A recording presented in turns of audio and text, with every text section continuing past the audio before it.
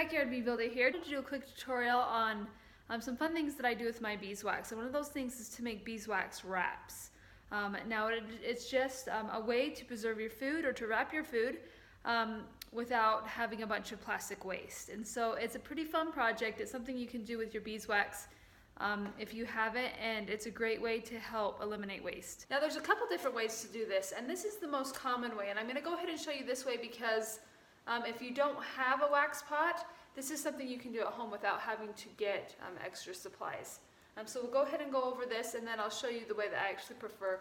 It's a lot quicker. So here I am ready to start. And all you need to get started is some fabric. And you're going to want 100% cotton, but you're going to want really thin fabric because it will soak up a lot of beeswax if it's not really thin. But this is just some fabric I had laying around, and it's kind of a cute pattern to use for my daughter's school lunches.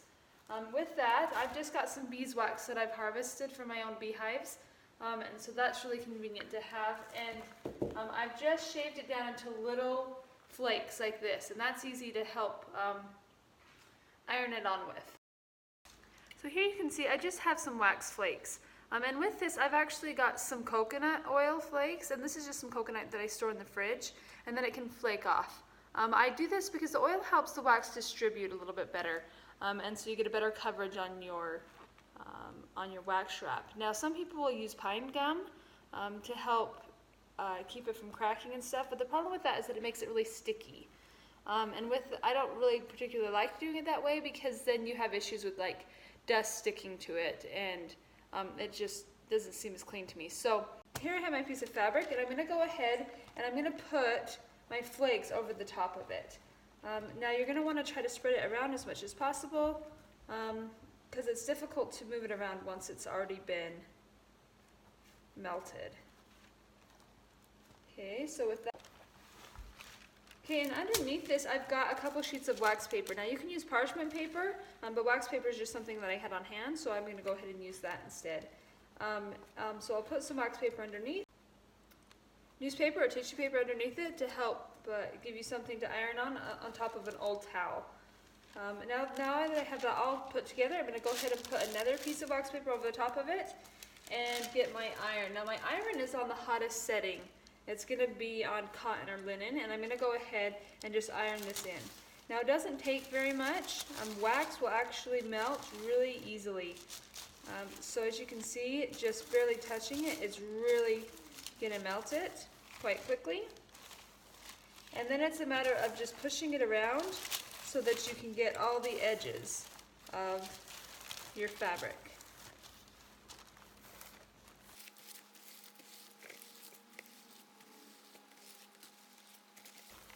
Okay, that's looking pretty good. You can start to see the discoloration on it. You can start to see it go dark.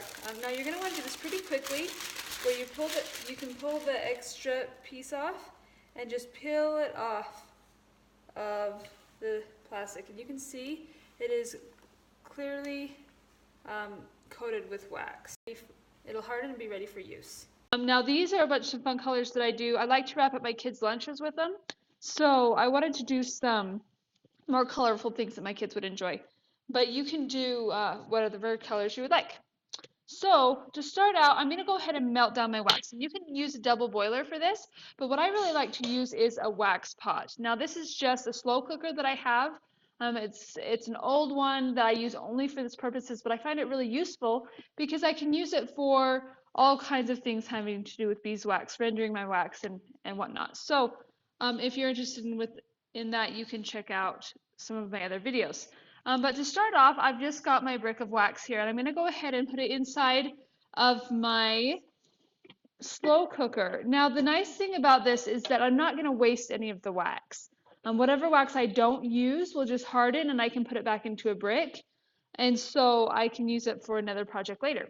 So that makes it really convenient. I'm going to go ahead and put this in here and let it warm up and melt down, and then we'll be ready to get started. Okay, so to start off, I'm going to get a dry piece of a fabric, and I'm going to go ahead and lay it down on top of my wax paper that I've prepared. And then I'm going to get a smaller piece of fabric, and now this is the one that I'm going to go ahead and dip. I've got my wax in here. It's all been melted, And I've actually turned off the heat to let it cool just a little bit. It's not very hot. It's actually something that you can touch and not have to worry about burning your hands. But just be really careful with the temperature of the wax, that it's not too warm for your fingers. But as you can see, here I have it. It's been completely dipped. I'm going to let it drain off just a little bit.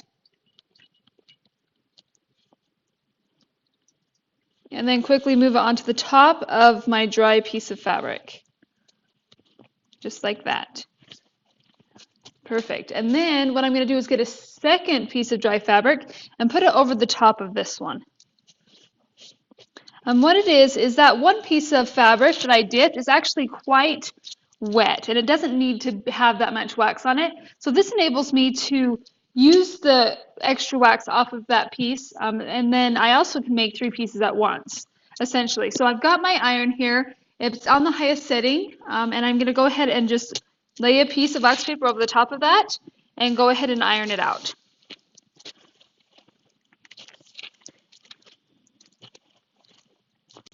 Here's a little bit better angle, and you can see here I've already ironed this out, and it's already starting to coat my top piece of fabric here. And I'm just going to continue to iron this out and kind of push the wax over so that it can coat the entire piece on top. Oops. And you can actually see all the excess wax pulling on this end, and that is just all the wax that I'm being able to push out of it. And that's what's going to help coat your second piece as well.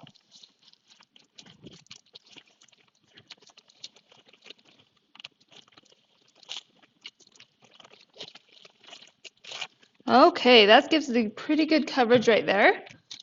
So with that, I'm going to take my wax paper off.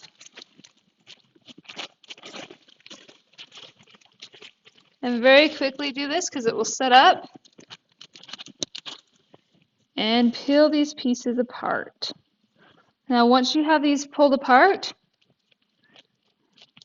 you can kind of shake them out a little bit and then set them aside on a different piece of paper or on a drying rack. You can see they've been really well coated. With some of the other methods, it doesn't seem to saturate it as well, so that's why I really like this method the best. What I'm going to actually do is I'm going to go ahead and get my wax paper on here and go at it with the iron again to help push that wax over there, because I've got plenty of wax on there. I just have to move it over. Like so. And now I've got a good coverage on that bottom piece.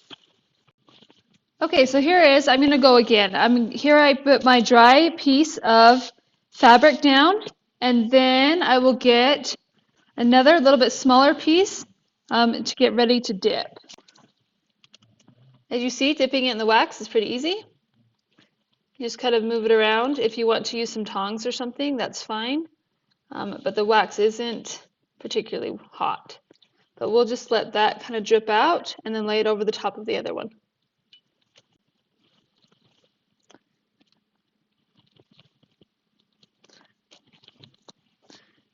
Go ahead and make sure that it is all laying flat.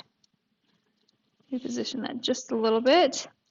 And then I have another one here. Now this one is one I've actually cut a circle, and this is nice to use on bowls and stuff if I want to cover up a salad. So I cut that one in a circle, but it will still work the same way. I'll go ahead and lay a piece of wax paper or parchment paper over the top of it and go at it with the iron.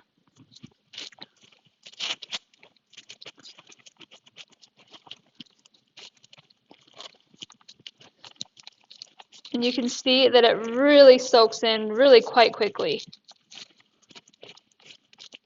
With the dipping method, it's really nice because it gives me the ability to make 3 at once. And really it only takes me a couple of minutes to make them. It's not something that's going to take me a long process to make several of them. So that's why I like this method. It's all ironed out. I'll just remove the wax paper. and slowly remove each piece individually. And just giving them a little air dry before I lay it down. And you can see the saturation is really even, really nice, and they're ready for use.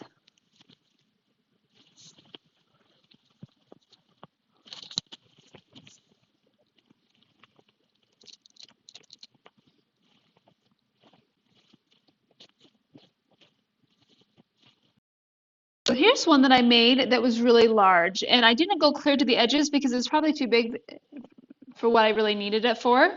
But I'm going to go ahead and just trim off the edges. Now, because the wax is completely saturated through it, you can trim it off and it's just fine.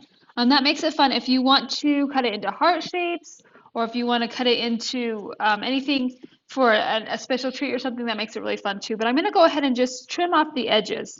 And that's going to make it more along the size I would like. And guarantee that I have all the edges right to the very edge saturated with wax.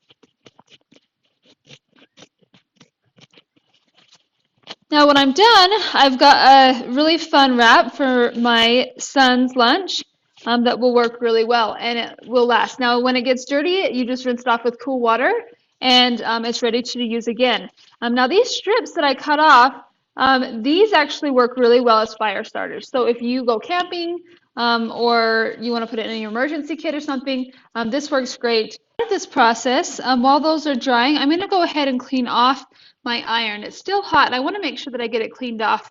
I don't want to ruin my iron just by using it on here, but I'll get a rag, just an ruddy old rag that I don't need anymore, and I'm going to go ahead and just iron it off onto here, and it will get the wax off of my iron so that it can be used for other purposes later on. In about 2 minutes, all of mine are already cooled and dried, and you can tell that they're quite stiff. They hold their own shape, but they're ready to use. They're simple to make. I can make several all in just a few minutes, and they're just really good reusable wraps that I can use to help reduce waste. Okay, now that we have it done, I just kind of wanted to just demonstrate kind of how they're used.